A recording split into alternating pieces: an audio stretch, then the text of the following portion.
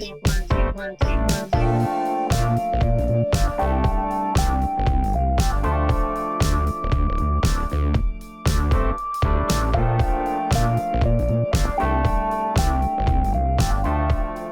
from Tokyo, my dear friends. This is Daisuke, and I very much hope that this video finds you well and in very good spirits wherever you are in the world.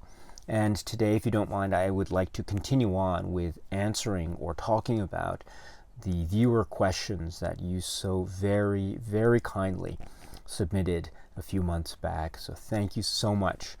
You have been so kind and warm and generous in being willing to share with me and to share with all of us a little bit about your perspectives and your outlooks and your opinions and viewpoints, sharing with us a little bit about those and asking these questions and teaching me about these points. And so thank you very much for that. Truly, I'm very honored. And the questions have been great, and I have enjoyed reading them so much. And that brings us now to the next question, which is from Kevin Pascual. So Kevin, hello, it's nice to see you as always, and warmest regards, my friend. And you ask, while we all profess a love for the Criterion Collection, do you see other physical media publishers having the potential to match the caliber of Criterion, like Shout, Vinegar Syndrome, or Arrow Video, etc.? Okay, so thank you very much for the question, Kevin. I very much appreciate it. Thank you. And yes, I'm a big fan of Criterion. I enjoy the product, I enjoy the releases, I enjoy all of that stuff and the discussion, as well as, of course, first and foremost, of course, the ability that it affords me to explore and engage with and re-engage with these works of cinema, whatever they may be. So that is, right, the name of the game when it comes to this type of say, physical media endeavor, at least from the consumer's perspective, right? That's how I see it anyway. And so in that spirit, or in that vein, I would say that it's not, maybe for me, I don't see it as, I don't see Criterion, for instance, as being the be-all, end-all of cinema. And I've mentioned it before, but I'll say it again, it's not a problem, which is, I don't think, too, that even the people at Criterion, again, I'm just speculating, but I wouldn't say that even the people at Criterion would regard themselves in their position as being that. In other words, they're not, and I don't see Criterion as being the be-all, end-all of cinema. I enjoy it very much, but I also acknowledge and am reminded of the fact that cinema is, as we have said many times here, it is a vast ocean. It is a vast ocean filled with so many possibilities for discovery and rediscovery.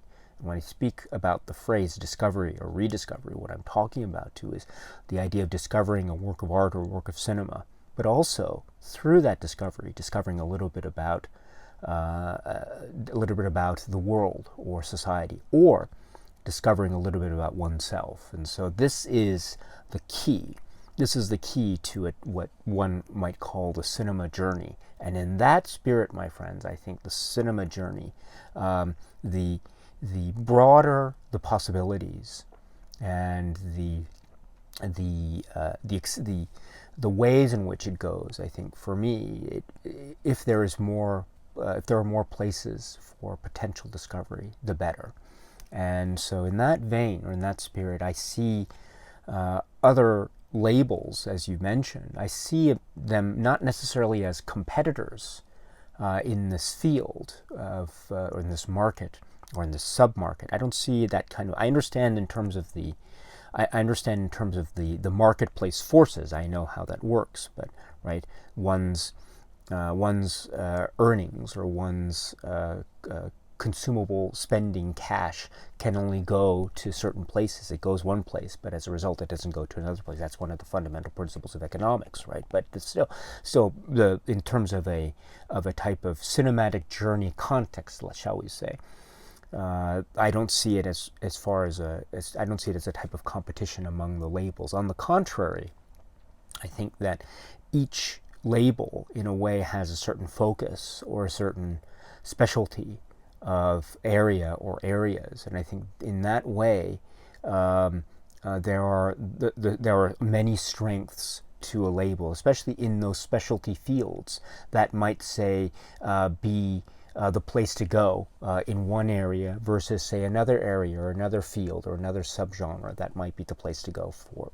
say, this particular label versus that particular label. So that's how I see it.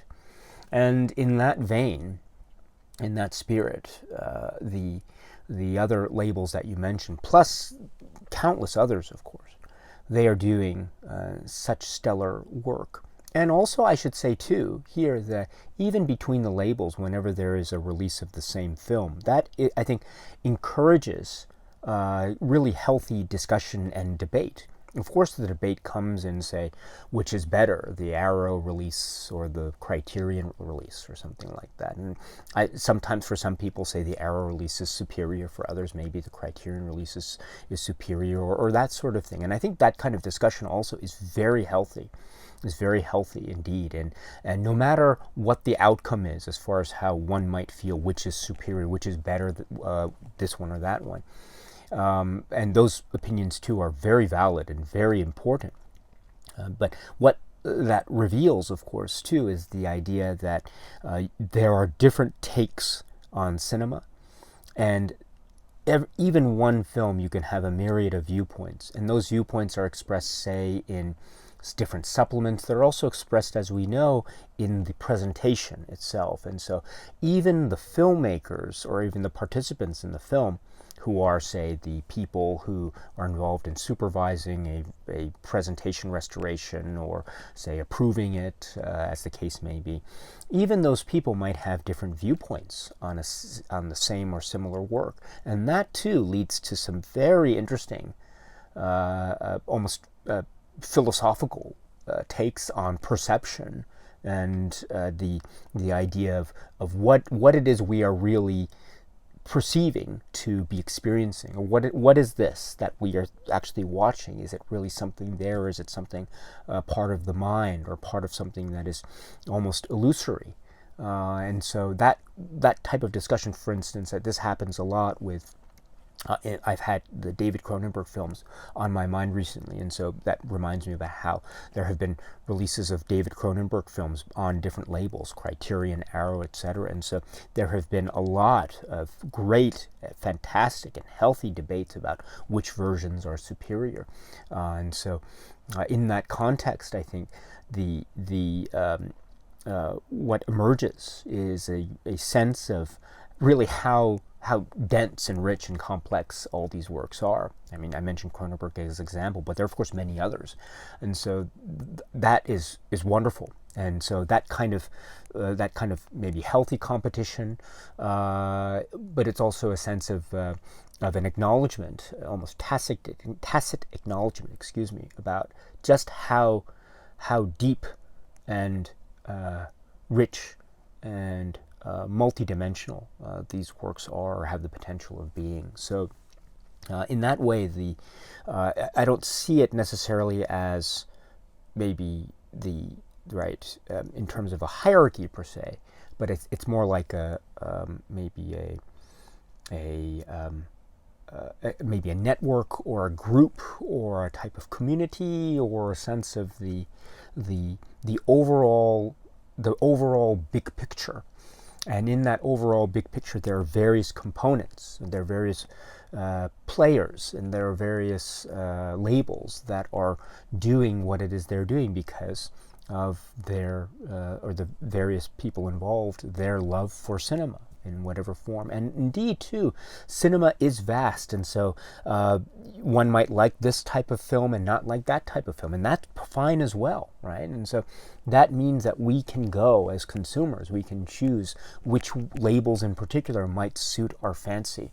And so that is also very healthy too. It's not just the idea of trying to find or replenish or embellish one's cinema journey within this vast ocean, but also given our own given our own tastes and our own experiences, we also might want to stay with certain genres or certain groups or subcategories that we are attracted to or we find very much appealing to us for a variety of possible reasons. And so that too is very important. So ultimately it comes down to the consumer choice, right? So the more the merrier. And so therefore in that sense I don't speak necessarily to one label being better than the other, but I do acknowledge that there are strengths of all. And I'm a big fan of all of these labels. And I haven't spoken maybe on this channel as extensively about, say, Shout or Scream Factory or Vinegar Syndrome or Arrow Video. I haven't spoken about those labels at all extensively, or even maybe on a more general level, as much as, say, I've devoted on this channel to the Criterion Collection. Now, that is one of the things too about how I view the channel, which is I don't, how should I put it? I love the YouTube channel very much so, but how should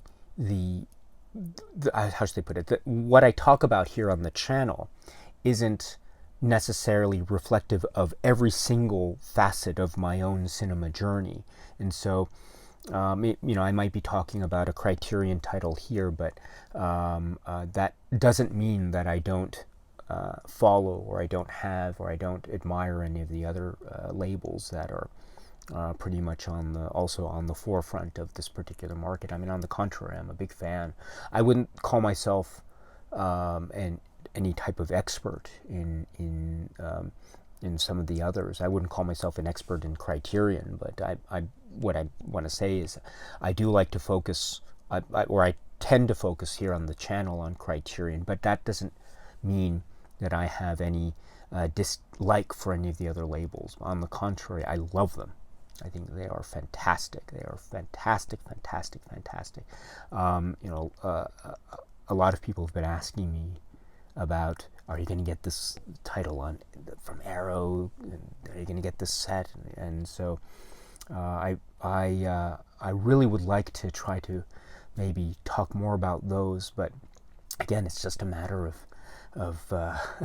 it's so I love this YouTube channel very much, but I wish I had more time in the day, as it were, and there's just so much that one wants to talk about, and just again, so much to do, so little time, and I wish I could devote more time to that. It's again another one of my failings, but my not talking about them is hopefully well, let me say it again here, which is just because I don't speak about them as extensively doesn't mean that I have any dislike for them. On the contrary, I respect them and I adore them, those other labels, greatly. And I think their work is important for me as someone who is on my own cinema journey. They're so important for me, and they're giving me great access and ability to examine and watch and re-watch and re-evaluate these films. I mean, for instance, I've spoken a lot about, for example, my love of John Carpenter films. I've spoken a lot about my love of Dario Argento films, and as a lot of you know already, there is a lot of movement in those fields, in those filmmakers' filmographies. In particular, for example, Arrow and their work recently with the Argento films, Bird with the Crystal Plumage, Cat o' Nine Tails, and now Deep Red, for anyone who knows the recent Arrow news. And so this is huge, right? This is very big, and it allows for further study and further reconsideration, re-examination of those works, Argento and then Carpenter too. Without the great efforts of people, those fine people at Shout and Scream, Shout Factory, Scream Factory, and also Arrow, etc. Again, they are affording yet further opportunities for these re-examinations of these films. And so this is yet just to name but a few examples. And of course, there are many, many, many, many, many, many others that we can speak about. But again, I don't want to monopolize the conversation more than I have already. So again, I apologize for doing so. But so maybe on that note, I will then turn it to you, my friend Kevin, and to others. So what do you think? It's a great question, Kevin. So thank you so much for that. I mean, I didn't even mention some others too. I didn't mention. Like Kino Lorber. I didn't mention others like Powerhouse or Eureka Masters of Cinema or others that are outside of, say, North America or Europe. And so there are, I'm in Japan, Tokyo, and so there are a number of labels here that are very much, they are type of a driving force in certain ways anyway, in terms of the Japanese domestic market. And so there are a number of labels that are doing a lot of great work, great work. And so yeah, so the list I think is potentially infinite. But Kevin and my dear friends, thank you so much for the great question. And if you have any comments or responses, please let me know in the comment section below. I would love to hear what it is you have to say. Okay, my friends, so that's it for now. And so until we meet again, please be happy and healthy and well, and please keep on watching a lot of great movies. Thank you so much, as always, for your time. I very much appreciate it. Stay strong, stay safe, and cheers.